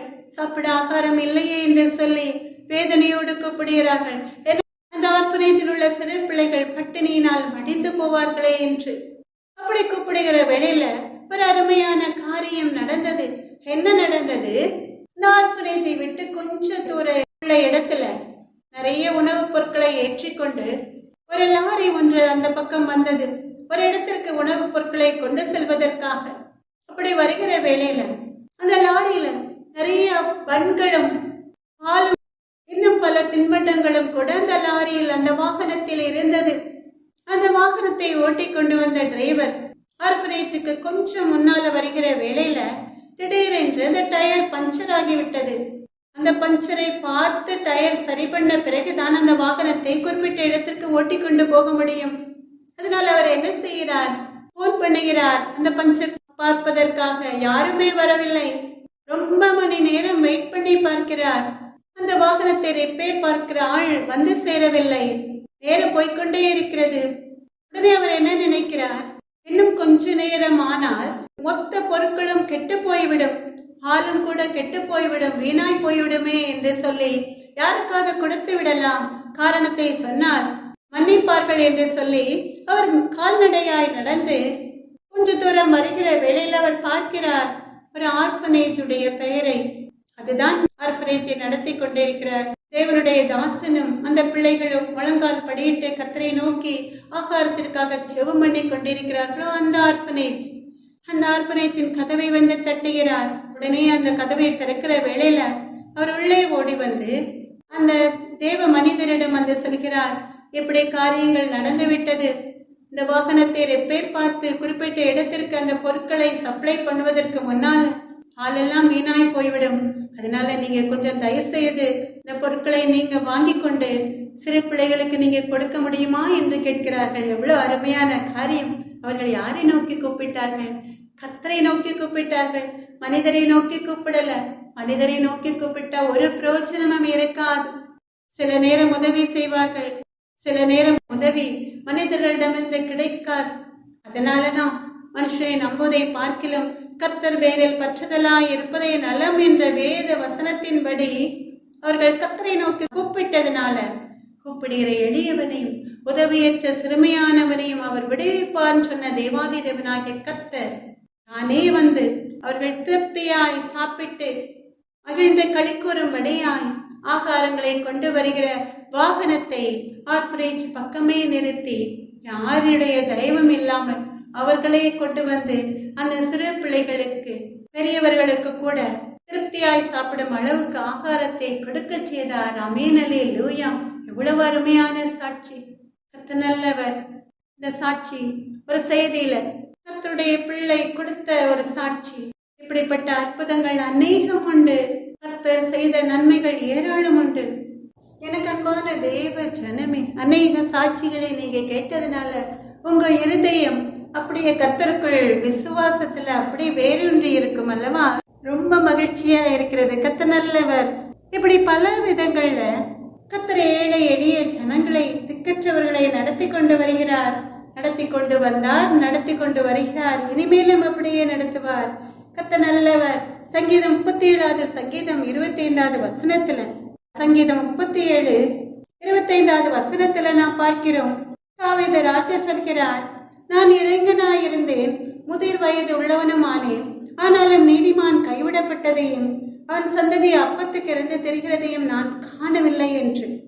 தாவீது ராஜா பல பாடுகளை கடந்து வந்தவர்.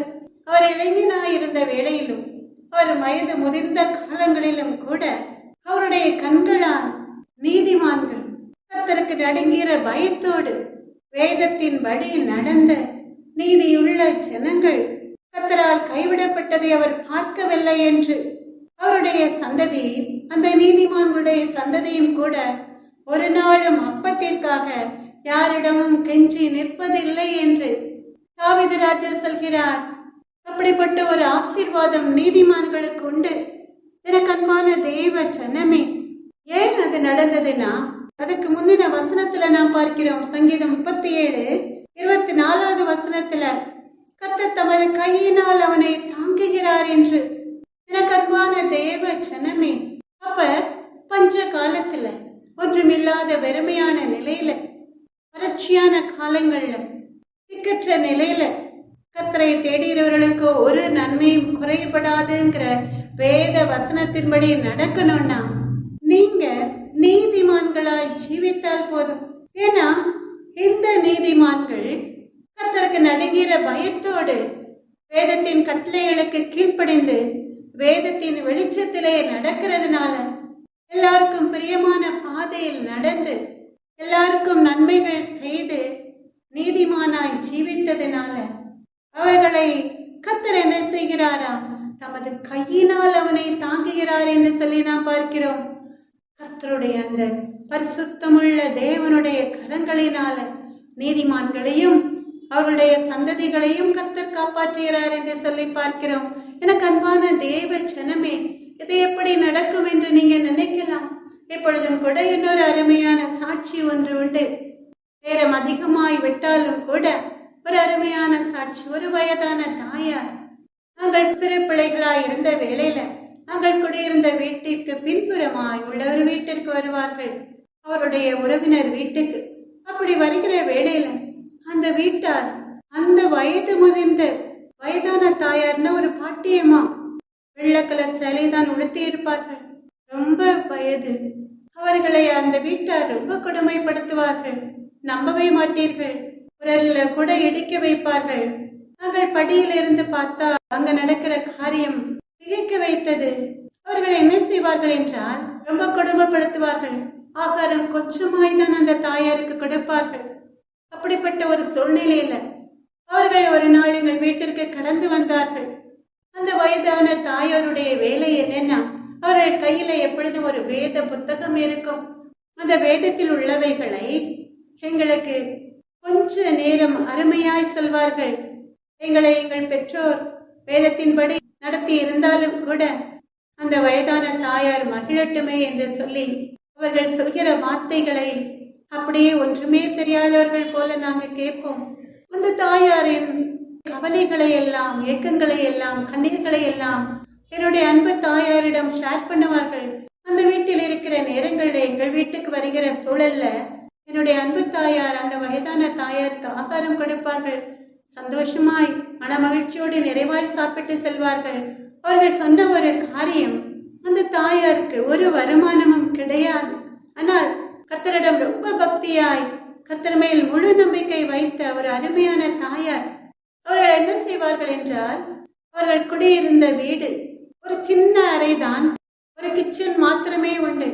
அந்த அறையில் இருந்து கொண்டு அவர்கள் அன்றாட தேவைகளை சந்திப்பதற்கு வருமானம் இல்லாதபடியினால அவர்கள் கர்த்தரை நோக்கி ஜெபிப்பார்களாம். விசுவாசத்தோடு கொஞ்சம் கூட கலங்காமல். ஒரு அற்புதம் அவருடைய வாழ்க்கையில கர்த்தர் கட்டளையிட்டார். ஒரு நாள் ஒரு அன்பு மகன் அந்த தாயாரை தேடி வந்தார்களாம். தேடி வந்து, இந்த வீட்டுல எனக்கு கொஞ்சம் வாடகைக்கு கொடுப்பீர்களா என்று. எவ்வளவு அருமையான காரியம்! அந்த சகோதரனை, அந்த மகனை அந்த வயதான தாயாரிடம் அனுப்புகிறார். உங்கள் வீட்டில எனக்கு வாடகைக்கு கொஞ்சம் இடத்தை கொடுப்பீர்களா என்று. இந்த தாயாருக்கு ஆச்சரியமாயிருந்தது. அவர்கள் அந்த மகனை உள்ளே கூப்பிட்டு, இங்க வந்து பாரு, ஒரு அறைதான் இருக்கிறது, இதுல எப்படி நான் உனக்கு வாடகைக்கு கொடுப்பது என்று அவர்கள் சொன்ன வேளையில அவன் சொன்னானாம், அந்த மனிதன், நான் டிராயிங் தான் செய்து கொண்டிருக்கிறேன், வரைந்து கொடுப்பேன், அதனால எனக்கு இந்த அறையில கொஞ்சத்தை ஒதுக்கி தந்தால் போதும், அதற்குரிய வாடகையை நான் கொடுத்து விடுவேன் என்று. உடனே இந்த தாயார் என்ன செய்தார்களாம், அந்த ஒரே ஒரு ரூம்ல பாதியை அந்த மகனுக்கு ஒதுக்கி கொடுத்தார்களாம். உடனே என்ன நடந்ததாம், அந்த மகன் ரொம்ப அருமையான மகனாய் இருந்ததுனால இந்த வயதான தாயார் படுகிற கஷ்டத்தை பார்த்து அவர்கள் நினைப்பதற்கு மேலாய் வாடகையை கொடுத்தானாம். கொண்டு வந்து அவர்களுடைய கஷ்ட ஜீவனத்தை பார்த்து இவர்கள் வேண்டாம் என்று சொன்னாலும், இல்லை, இந்த வாடகை இடத்திற்கு தகுதியான ஒன்றுதான் என்று சொல்லி அவன் கொடுத்தானாம். கர்த்தர் நல்லவர். இந்த வயதான தாயாருக்கு ஒரே சந்தோஷம். மகிழ்ந்து களி கூர்ந்து கர்த்தருடைய நாமத்தை மகிமைப்படுத்தினார்களாம். ஒன்றுமில்லாத வெறுமையான நிலையிலும் கூட போஷிக்கிற தேவன் அந்த தாயாருடைய நிலைமையை பார்த்து அவர்கள் கர்த்தரை நோக்கி கதறி கூப்பிட்டதினால மாத்திரமல்ல, அவர்கள் கர்த்தர் மேல் முழு நம்பிக்கை வைத்து அந்த கஷ்டத்தின் மத்தியிலும் வேதத்தை உணவாய் உட்கொண்டதின் நிமித்தமாய் கர்த்தர் அந்த வயதான தாயார் வாழ்நாளெல்லாம் மகிழ்ந்து களிக்கூறும்படியாய் ஒரு வருமானத்தை, வேற எந்த மனிதனுக்கும் கிடைக்காத ஒரு அருமையான வருமானத்தை அந்த தாயாருக்கு கொடுத்தார். நல்லவர். நாம எல்லாரும் சேர்ந்து கர்த்தருடைய நாமத்தை மகிமைப்படுத்தலாமா? ஆமென், அல்லேலூயா. எனக்கு அன்பான தேவ ஜனமே, சங்கீதம் 48 சங்கீதம் 14 வசனம், இந்த தேவன் என்னைக்கு உள்ள சதா காலங்களிலும் நம்முடைய தேவன், மரண பரியந்தம் நம்மை நடத்துவார். ஆமென், அல்லேலூயா. நம் ஆண்டவராகிய இயேசு கிறிஸ்து கர்த்தருடைய பிள்ளைகளுக்கு, அவருடைய அருமையான தீர்க்க தரிசிகளுக்கு, வயது முதிர்ந்த தாய்மார்களுக்கு, ஒன்றுமில்லாத வெறுமையான நிலையில கர்த்தரை நோக்கி கூப்பிட்ட கர்த்தருடைய பிள்ளைகளுக்கு பஞ்ச காலங்கள்ல எப்படியெல்லாம் அருமையாய் போஷித்தார் என்று கர்த்தருடைய பிள்ளைகள் பார்த்ததுனால இப்போ உங்க இருதயத்துல, உங்க உள்ளத்தின் ஆழத்தில் உள்ள அவிசுவாசம் நீங்கி ஒரு விசுவாசம் வந்திருக்கும் என்று நான் நம்புகிறேன். கர்த்தருடைய நாமம். இப்ப நீங்க நினைக்கலாம், பஞ்ச காலங்கள்ல கர்த்தர் நம்மை அருமையாய் போஷித்து நடத்துவார் என்று. பஞ்ச காலத்துல நீங்க சாப்பிட்டு திருப்தி அடையும்படியாய் உண்ண உணவு, அருமையான போஷக்கான சத்துள்ள திருப்தியான ஆகாரங்கள் கிடைத்தால் மாத்திரம் போதும் என்று, இதுதான் இந்த உலகத்துல ஒரு நிறைவான ஆசீர்வாதம் என்று நீங்க நினைக்கலாம். அதோட காரியங்கள் எல்லாம் முடிந்துவிடும் என்று சொல்லி ரொம்ப மகிழ்ந்து களி கூர்ந்து கர்த்தருடைய நாமத்தை மகிமைப்படுத்தலாம். ஆனா எனக்கு அன்பான தேவ ஜனமே, இந்த உலகத்துல கர்த்தருடைய பிள்ளைகளுக்கு அது மாத்திரம் போதாது. நம் ஆண்டவராகிய இயேசு கிறிஸ்து ஆமோஸ் 8 அதிகாரம் 11 வசனத்துல கர்த்தர் சொல்கிறார். எல்லாரும் எடுத்துக்கொள்ளலாமா? ஆமோஸ் 8வது அதிகாரம் 11வது வசனம். இதோ நான் தேசத்தின் மேல் பஞ்சத்தை அனுப்பும் நாட்கள் வரும். ஆகார குறைவினால் உண்டாகிய பஞ்சம் அல்ல, ஜலக்குறைவினால் உண்டாகிய தாகமும் அல்ல. கர்த்தருடைய வசனம் கேட்க கிடையாத பஞ்சத்தை அனுப்புவேன் என்று கர்த்தராகிய ஆண்டவர் சொல்கிறார். எனக்கு அன்பான தெய்வ ஜனமே, நம் ஆண்டவராகிய இயேசு கிறிஸ்து கர்த்தருடைய வருகையின் நாள் சமீபமாய் இருக்கிறதுனால ஆமோஸ் 8வது அதிகாரம் 11வது வசனத்துல அவர் சொன்ன வார்த்தைகள் நிறைவேறும் காலம் சமீபமாய் இருக்கிறதுனால நாம் மறுபடியுமா இந்த வேத வசனத்தை தெளிவாய் வாசிக்கலாமா? கர்த்தர் நல்லவர். இதோ நான் தேசத்தின் மேல் பஞ்சத்தை அனுப்பும் நாட்கள் வரும். ஆகார குறைவினால் உண்டாகிய பஞ்சம் அல்ல, ஜலக்குறைவினால் உண்டாகிய தாகமும் அல்ல. கர்த்தருடைய வசனம் கேட்க கிடையாத பஞ்சத்தை அனுப்புவேன் என்று கர்த்தராகிய ஆண்டவர் சொல்கிறார்.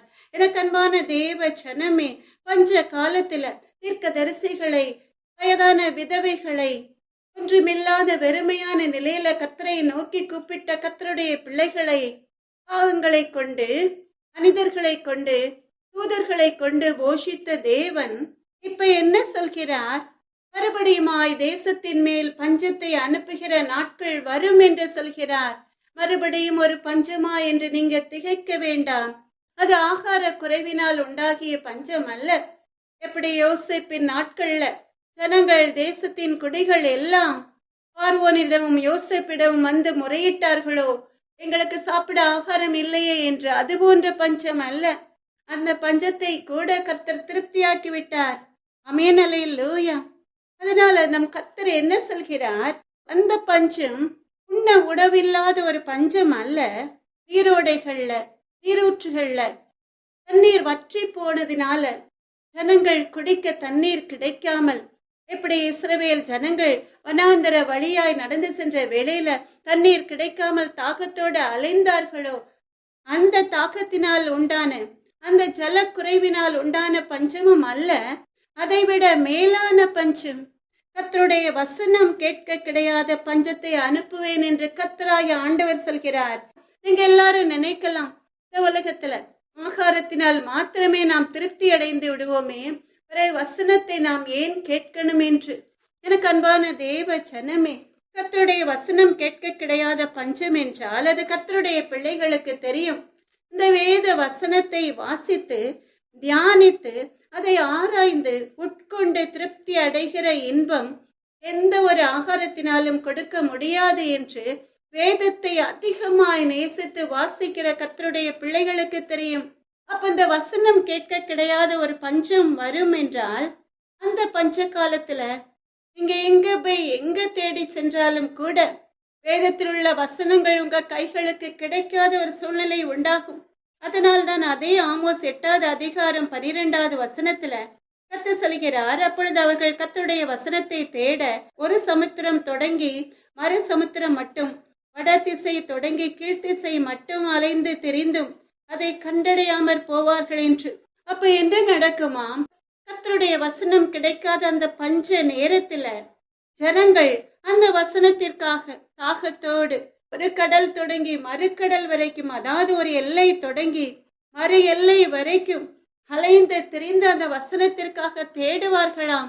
அப்படி தேடினாலும் கூட கண்டடையாமல் போவார்கள் என்று கர்த்தர் சொல்கிறார். எனக்கு அன்பான தேவ ஜனமே, கர்த்தருடைய பிள்ளைகளுக்கு தெரியும், இந்த வசனம்ங்கிற சத்துணவுதான் நம்மை இவ்வளவு நாட்கள் ஜீவனோடு நிற்க வைத்தது என்று. வேதம் என்கிற அந்த சத்துணவு இல்லைன்னா கர்த்தரை அறிந்த பிள்ளைகள், கர்த்தருடைய ஊழியக்காரர்கள் ஜீவனோடு நிற்க முடியாது. இந்த வேதத்தின் வெளிச்சத்துல நடந்தாதான் வாழ்க்கையில ஒரு வெளிச்சம் உண்டாகும். கர்த்தரே உனக்கு நித்திய வெளிச்சமாய் இருப்பார் என்ற வேத வசனம் உங்க வாழ்க்கையில நிறைவேறும். கலங்கி நிற்கிற, கண்ணீர் வடிக்கிற, திக்கற்று திகைத்து நிற்கிற சூழ்நிலைகள் வருகிற வேளையில் எல்லாம் எதனால நம்மளுக்கு ஒரு ஹோப், ஒரு நம்பிக்கை, ஒரு விசுவாசம் உண்டாகும் கர்த்தருடைய சமூகத்துல. அப்படிப்பட்ட சூழ்நிலைகள்ல நம்ம என்ன செய்வோம்? சூழ்நிலைகள் நமக்கு சாதகம் இல்லாமல் இருந்தால் நாம் கண்ணீர் விட்டு கலங்கி தவிக்கிற நேரங்களில் எல்லாம், துன்பத்தின் பாதையில நேரங்களில் எல்லாம், நமக்கு முன்னால ஒரு எரிக்கோ கோட்டை போன்ற பெரிய ஆபத்துக்கள் நிற்கிற நேரங்களில் எல்லாம் கர்த்தருடைய பிள்ளைகள் மனிதர்களை தேடி ஓடினாலும் ஒரு பிரயோஜனமும் இருக்காது. அதனால் அவர்கள் என்ன செய்வார்கள்? கர்த்தருடைய சமூகத்துல காத்திருந்து ஜெபித்து கர்த்தர் கொடுக்கிற வசனத்தை பெற்றுக்கொண்டு அதை உறுதியாய் விசுவாசத்தோடு பற்றி கொள்வார்கள். அந்த வசனம்தான் நம்மை தாங்கும். எனக்கு அன்பான தேவ ஜனமே, கர்த்தருடைய வேத வசனம்ங்கிற சத்துணவுதான் உங்களை எதிரிகளிடமிருந்து பாதுகாக்கும். நீங்கள் சோர்ந்து போகிற நேரங்களில் எல்லாம் சத்துவமுள்ள உணவாய் அது இருக்கும். நீங்கள் பாதை மாறி போகிற நேரங்களில் எல்லாம் உங்களை நேர் வழியில் நடத்தும்படியாய் நல்ல ஆலோசனைகளை கொடுத்து உங்களை தாங்கும். நீங்கள் கலங்கி தவித்து இவ்வுலக வாழ்வை முடித்துக் கொள்ளலாமா என்று நிற்கிற நேரங்களில் எல்லாம் வேதத்தை எடுத்து வசனத்தை நீங்க எடுக்கிற வேளைகளில் எல்லாம் கர்த்தர் உங்களோட பேசுவார். மரண விளிம்பின் பள்ளத்தாக்கை நீங்க கடந்து சென்றாலும் கூட, சத்துரு உங்களை பட்சிக்கும்படிக்கு கர்ச்சிக்கிற சிங்கம் போல அலைந்து திரிந்தாலும் கூட, அந்த நேரங்களில் எல்லாம் இந்த வேதம்ங்கிற சத்துணவு தான் உங்களை பாதுகாக்கும். பிசாசுக்கு எதிர்த்து நிற்கிற வல்லமையும் திராணியும் உங்களுக்கு கொடுக்கும். அதனால் இந்த வேத வசனம்தான் உங்களுக்கு பரிசையும் கெடவுமாக இருக்கும். எனக்கு அன்பான தேவ ஜனமே, அப்ப சத்ருவோடு எதிர்த்து நிற்கிற யுத்தத்துல ஜெயத்தை நீங்க பெற்றுக்கொள்ளணும்னா இந்த வசனம் உங்களுக்கு, கர்த்தரை அறிந்த பிள்ளைகளுக்கு மாத்திரமல்ல, கர்த்தரை அறியாத ஜனங்களுக்கும் கூட அது தேவையான ஒன்று. எனக்கு அன்பான தேவ ஜனமே, அதனாலதான் நம் ஆண்டவராகிய இயேசு கிறிஸ்து யூடியூப் மூலமாய், வாட்ஸ்அப் மூலமாய் கர்த்தருடைய பிள்ளைகளை தமது கரங்களில் எடுத்து பயன்படுத்தி வார்த்தைகளை கொடுத்து கொண்டிருக்கிறார். கர்த்தருடைய மகள் மூலமாய் கொடுக்கிற வார்த்தைகள் கர்த்தருடைய மகளுடைய சொந்த வார்த்தைகள் அல்ல. கர்த்தருடைய பிள்ளைகளுக்காக கர்த்தர் பரத்திலிருந்து திட்டம் பண்ணி இதை சொல் என்று கட்டளையிட்டு கொடுத்த வார்த்தைகள். எனக்கு அன்பான தேவ ஜனமே, அப்ப வசனம் கிடைக்காத ஒரு பஞ்சகாலம் வருகிற வேளையில என்ன நடக்கும்? வசனம் கேட்க கிடையாத பஞ்சத்தை கர்த்தர் உண்டாக்குகிற சூழல்களில் எல்லாம் நீங்க எங்க ஓடி தேடினாலும் கர்த்தருடைய வசனம் உங்களுக்கு கிடைக்காது. உடனே என்ன செய்வீங்க? சோர்ந்து போயிருவீங்க. வாழ்க்கையில் உள்ள பிரச்சனைகளை எதிர்கொள்ள முடியாம தற்கொலை முடிவை நோக்கி நீங்க ஓடலாம். எனக்கு அன்பான தேவ ஜனமே, அப்ப அந்த பஞ்சம், வசனம் கிடைக்காத பஞ்சத்திற்கு முன்னால நீங்க தப்பித்துக் கொள்ளலும்னா அது ஒரே வழி. இப்ப கர்த்தர் கொடுக்கிற வார்த்தைகளை உங்களுக்கு நேரம் இல்லாவிட்டாலும் கூட, வேலை நேரங்களிலும் கூட, முந்தையெல்லாம் சபைகளில் சென்றால்தான், சர்ச்சுகளில் சென்றால்தான் கர்த்தருடைய வார்த்தைகளை கேட்க முடியும் என்ற ஒரு சூழ்நிலை இருந்தது. ஆனால் இப்ப செல்ல யூடியூப் மூலமாய், வாட்ஸ்அப் மூலமாய், ஃபேஸ்புக் மூலமாய், இன்னும் பலவித வழிகள்ல கர்த்தருடைய வார்த்தைகள் கடந்து வருகிறதுனால அந்த வார்த்தைகளை கேட்பதற்காக நீங்க நேரத்தை ஒதுக்கணும். அப்படி நேரத்தை ஒதுக்கி வேலை நேரங்களிலும் கூட இந்த செல்லை ஆன் பண்ணி கொண்டு வேலை பார்த்து கொண்டு கர்த்தருடைய வசனங்கிற சத்துணவை நீங்க உட்கொண்டு அதை உங்க இருதயத்துல, உங்க ஆத்மாவில ஆழ பதித்து கர்த்தருடைய வார்த்தை என்கிற அந்த சத்துணவை, அந்த வசனம்ங்கிற சத்துணவை அப்படியே கிரகித்து கொள்ளணும். அப்படியே நீங்க உட்கொண்டு உங்க இருதயத்தின் ஆழத்துல, உங்க ஆத்மாவில, உங்க சிந்தையில அப்படியே பதித்து கொள்ளணும்.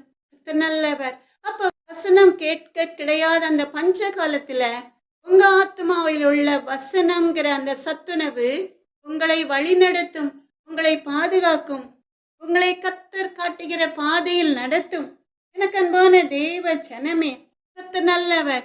இப்ப பஞ்ச காலத்துல ஆகாரம் கிடைத்தால் மாத்திரம் போதும், தண்ணீர் கிடைத்தால் மாத்திரம் போதும் சொல்லி அலைந்து தெரிகிற கர்த்தருடைய பிள்ளைகளுக்கு கர்த்தருடைய வார்த்தைங்கிற சத்துணவின் மூலமாய் ஒரு விசுவாசத்தை கொடுத்து கர்த்தர் மேல் நம்பிக்கை வைத்து அவரை தன் நம்பிக்கையாக கொண்டிருக்கிற மனுஷன் பாக்கியவான் சொன்ன வேத வசனத்தின்படியே ஆகாரம் உங்களுக்கு கிடைக்கும், தண்ணீர் உங்களுக்கு குறைவில்லாமல் கிடைக்கும்.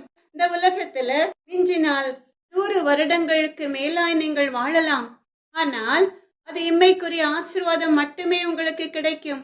வறுமைக்குரிய ஆசீர்வாதத்தை அந்த பரலோக ராஜ்யத்துல மகிமையின் சிங்காசனத்தில் வீற்றிருக்கிற நம் தேவாதி தேவனாகிய கர்த்தரோடே அந்த மகிமைக்குள் பிரவேசித்து அந்த மகிமையான பரலோக ராஜ்யத்தின் இன்பத்தை, அந்த பரலோக வாழ்வை நாம் சுதந்திரித்துக் கொள்ளணும்னா, நித்தியத்துக்கு நித்தியம் கண்ணீர் இல்லாத, கவலை இல்லாத, துன்பங்கள் இல்லாத, கஷ்டங்கள் இல்லாத, பாடுகள் இல்லாத ஒரு அருமையான, ஒரு நாளும் அழிவில்லாத, கர்த்தரோடே வாழ்கிற அந்த இன்பமான பரலோக ராஜ்யத்தின் மேன்மையான வாழ்வை நீங்க சுதந்திரித்துக் கொள்ளணும்னா கண்டிப்பாக நீங்க வேதத்தை வாசிக்கணும். கர்த்தர் கொடுக்கிற செய்திகள் மூலமாய் கர்த்தர் கொடுக்கிற வார்த்தைகளை உட்கொள்ளணும். எனக்கு அன்பான தேவ ஜனமே, இன்றையிலிருந்து நீங்க அப்படி ஒரு முடிவை எடுப்பீர்களா? கர்த்தர் நல்லவர். இந்த வசனம்ங்கிற சத்துணவு உங்களை தாங்கும், உங்களை பாதுகாக்கும், உங்களை வழிநடத்தும். உங்களுக்கு ஒரு அரணம் கேடகமாக கர்த்தருடைய வசனம் உங்களை பாதுகாக்கும். ஆமென், அல்லேலூயா. கர்த்தர் நல்லவர். எனக்கு அன்பான தேவ ஜனமே, இப்ப நாம எல்லாரும் சேர்ந்து ஒரு பாடலை பாடலாமா? கர்த்தர் நல்லவர். கண்களை மூடி கர்த்தருடைய நாமத்தை மகிமைப்படுத்தி பாடலை பாடலாமா? கர்த்தர் நல்லவர். அபிஷேக ஒலிவ மரம் உம்மாலயத்தில் நடப்பட்டவள், உம் சமூகத்தில் வாழ்கின்றவள், உம் அன்பையே நம்புகின்றவள். நானும் அபிஷேக ஒலிவ மரம் உம்மாலயத்தில் நடப்பட்டவன், உம் சமூகத்தில் வாழ்கின்றவன், உம் அன்பையே நம்புகின்ற, உம் வசனம்தான் பசியாற்றும் உணவு, உம் பிரசனம்தான் தாகம் தீர்க்கும் தண்ணீர், உம் வசனம்தான் பசியாற்றும் உணவு, உம் பிரசனம்தான் தாகம் தீர்க்கும் தண்ணீர். நீரே என் வெளிச்சமும் மீட்புமானீர், நீரே என் ஜீவனின் பலனானீர், நீரே என் வெளிச்சமும் மீட்புமானீர், நீரே என் ஜீவனின் பலனானீர். நானும் அபிஷேக ஒலிவ மரம் உம்மாலயத்தில் நடப்பட்டவள், உம் சமூகத்தில் வாழ்கின்றவள், உம் அன்பையே நம்புகின்றவள். காப்பாற்றும் காவலர் நீரே, அயராது நீர் பாய்ச்சுவீரே, என்னை காப்பாற்றும் காவலர் நீரே, அயராது நீர் பாய்ச்சுவீரே, என் தேவைகள் யாவையும் சந்திப்பவரே, எந்த சேதமும் இன்றி காப்பவரே, என் தேவைகள் யாவையும் சந்திப்பவரே, எந்த சேதமும் இன்றி காப்பவரே. நானும் அபிஷேக ஒலிவ மரம் உம்மாலயத்தில் நடப்பட்டவள், உம் சமூகத்தில் வாழ்கின்றவள், உம் அன்பையே நம்புகின்றவள். நலன் தரும் புகலிடம் நீரே, உம்மில் வேரூன்ற கிருபை செய்தீரே, நலன் தரும் புகலிடம் நீரே, உம்மில் வேரூன்ற கிருபை செய்தீரே, மலர்ந்திடுவேன் நான் கனி கொடுப்பேன், இந்த உலகமெங்கும் நான் பலன் கொடுப்பேன், மலர்ந்திடுவேன் நான் கனி கொடுப்பேன், இந்த உலகமெங்கும் நான் பலன் கொடுப்பேன். நானும் அபிஷேக ஒலிவ மரம்